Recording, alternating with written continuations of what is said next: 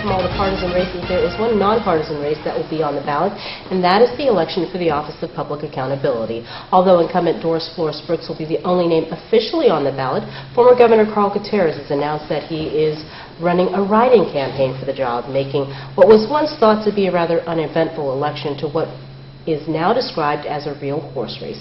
Tonight we hear from both candidates. KUM, thank you for giving me the opportunity to speak to the people of Guam about my re-election. When I became public auditor 12 years ago, there was no place for the people of Guam to get information as to the financial condition of our government, much less any audits. In fact, audits were behind 2 years by the General Fund, as well as more than half a dozen agencies. Fast forward today, you can find financial information on our government. Our office has issued over 120 audit reports that have identified over $150 million in fraud, waste, abuse, improper spending, lost government opportunities, and other financial impact. Today, we have reliable information. It wasn't until even June of 2008 that we actually had an idea of how much the government of Guam owed the people of Guam in the form of tax refunds when the audit finally became a clean or unqualified opinion. So today, the people of Guam can have reliable information as to the condition of our government. They may not like how our government is spending its money, but at least they can count on the reliability of that information. I never thought about running for public auditor until I guess when Doris Flores Brooks decided to write a letter to have the primary canceled. It woke up some people to say, you know, why would you want to do that? And pull together several people to say, let's get somebody to run against her, and who is qualified to run against her. And they came up with my name after looking at the law, that in fact I'm probably more qualified than any of them, because having been Ways and Means chairman for 6 years, besides being a member of the Ways and Means for another 10 years, and a governor for 8 years developing budgets, passing budgets, cutting budgets, they came here and decided that they would appeal to me, and I felt that the public auditor position is not a downgrade to anything. It's a very powerful position to be to stand in the way of figures and other items banded between the legislature and the governor. Somebody should step in and get to the truth.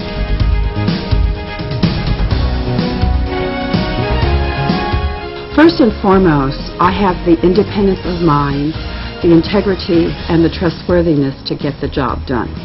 I also have a Bachelor's of Science degree in accounting and a Master's in business administration.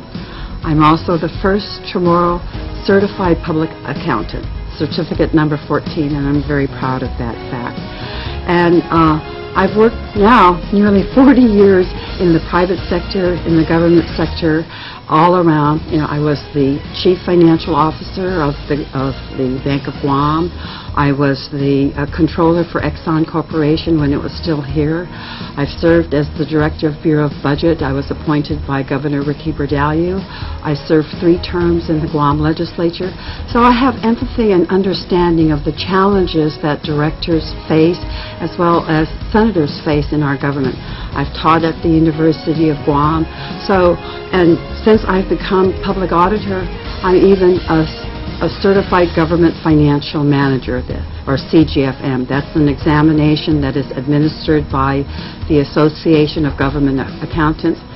And while I've been public auditor, I've earned nearly 1,000 hours in continuing professional education on government auditing, government finance, government financial management, fraud awareness, risk assessments, ethics, compliance, all those things to help me become a better public auditor. And again, just as a reminder, I have the independence of mind as well as the integrity and trustworthiness to get the job done. When I was first senator back in 1972, I joined the Ways and Means Committee with Senator Dick Titano at that time, who I believe probably unmatched as far as budgetary matters are concerned. I learned from him, and then eventually I became speaker for two terms, 4 years, and then after that I took a brief hiatus of 2 years and ran again, and when I came in, I became the Ways and Means Chairman for 6 years. That's 3 terms. And that was a time when the economy started to go downhill, you know, because of the Asian economic bubble burst and those facts. And then when I became governor, 8 years, again, going from a $666 million budget that Joe Ada had down to $366 million, I knew how to make that budget work and those programs work to be able to go through without a Payless payday. So that qualifies me because, you know, for almost 20 years I've been working on the budget of the government of Guam.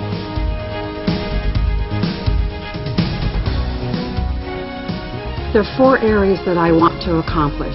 Right now, as we mentioned, the government's audits are issued in accordance with law, which is 9 months after the fiscal year. There are over 3,700 local governments and 40 states that issue their audits as well as their CAFRs within 6 months. I want to see GovGuam do the same. Getting information that is reliable and timely helps decision makers get the job done quicker. They have better information, more timely information, so that they can make the appropriate policy decisions. The second thing that I want to have done is for the Department of Administration to issue what is referred to as a CAFR, or a Comprehensive Annual Financial Report. As I mentioned, more than 40 states and 3,700 governments already do that. GovGuam has not done that, and that's actually an Organic Act requirement. The third thing that I want to accomplish is to see all of our government become low-risk auditees. We know, of course, for the past nearly 10 years now, the Department of Education has been a high-risk auditee. We only have 2 low-risk auditees. That's the Guam Community College and the University of Guam. I want to see our entire government be a low-risk auditee. Well, first of all, if you look at the responsibility given and the authority given to the Office of the Public Accountability, this is where someone can stand in behalf of the public. When you need information, the real information, not those bandied around by one branch of the government to the other, you probably have to send in a Freedom of Information request. Well, I don't have to. I can subpoena those documents, I can subpoena anything, I can subpoena anyone to get to the truth. And right now, with the way things are going, where there's so many protests on bids and other things like that, I believe it's time that the public auditor use that position given to that office by law to be in there to do the check and balance, not to just cross the T's and dot the I's when contracts are finished. You should see what's going on, truly see what's going on.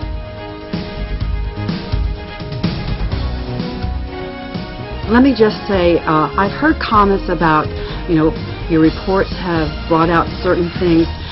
Many of our reports do bring out waste and abuse, improper spending, but I'm the public auditor. I'm not the public prosecutor. That is the role of government. Our audits show areas of nonfeasance, misfeasance, and malfeasance. Nonfeasance means not doing what ought to be done. Misfeasance means not doing things poorly or improperly. Malfeasance is intentional wrongdoing. A lot of our audits center around misfeasance and nonfeasance, as opposed to malfeasance. Malfeasance is a higher standard, and that's the role of the elected Attorney General. That's his role to determine if prosecution is necessary. It's been amended and amended, but my role is to make sure that I don't only audit and look at figures, but I look at programs that have been repeated for the last 5 decades that did not and does not work, and continue to do that. So with the public auditor coming in there saying, listen, you guys, you cannot continue to work this way, all over the various parts of the government, every department, and provide that objectivity to the general public on what the real facts are, not those that are out there spinning their own facts from the legislature to the governor.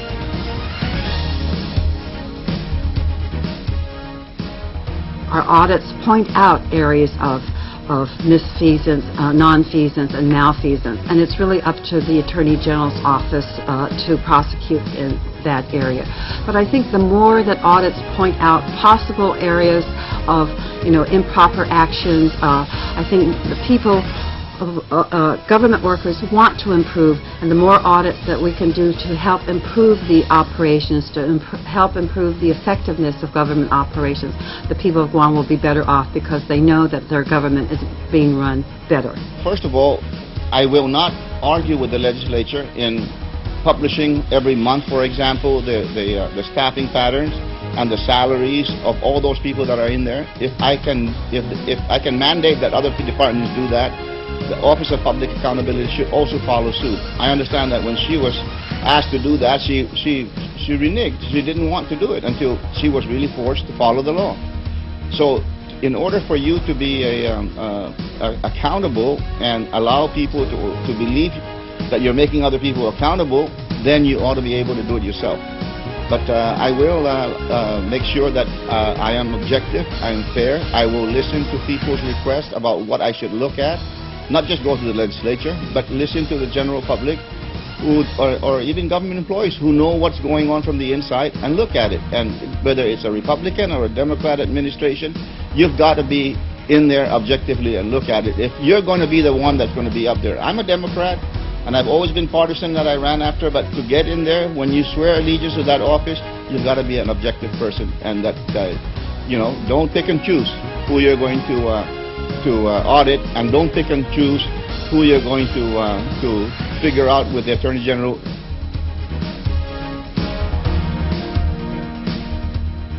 That's for the people of Guam to decide whether or not they approve of the job I have done. If they approve of the job that I have done, they will re-elect me. If they don't approve, I won't be here. I don't know how to rate her that way because I haven't been working closely with her, but I know firsthand that she conspired to get me indicted between her and Doc Moylan's office through Joe Guthrie, and I have all those emails to prove it, and cost me hundreds of thousands of dollars along with John Rios.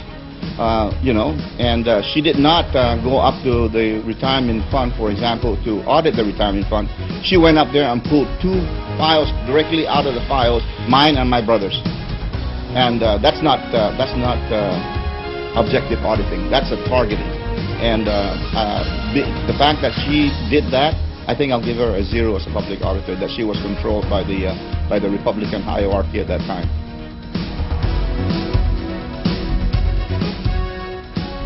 The Guam election law allows for write-in candidates, and I'm just here to ask the people of Guam to please vote for my re-election. Please vote me back in. Originally, Doris, the Office of Public Accountability, the Public Auditor law, was made for 1 term, as most of the states have it for 1 term. Just before her first term was up, she went and had the legislature through Mark Forbes change the law to create herself a dynasty. The public auditor should not be a dynasty. I pledge to the people of Guam that I get elected as public auditor. I will serve 1 term, get out of there, so I can do the best I can without worrying about re-election. Stay 1 term, and that's the way the legislature should do it. Go back to the original 1 term for public auditor.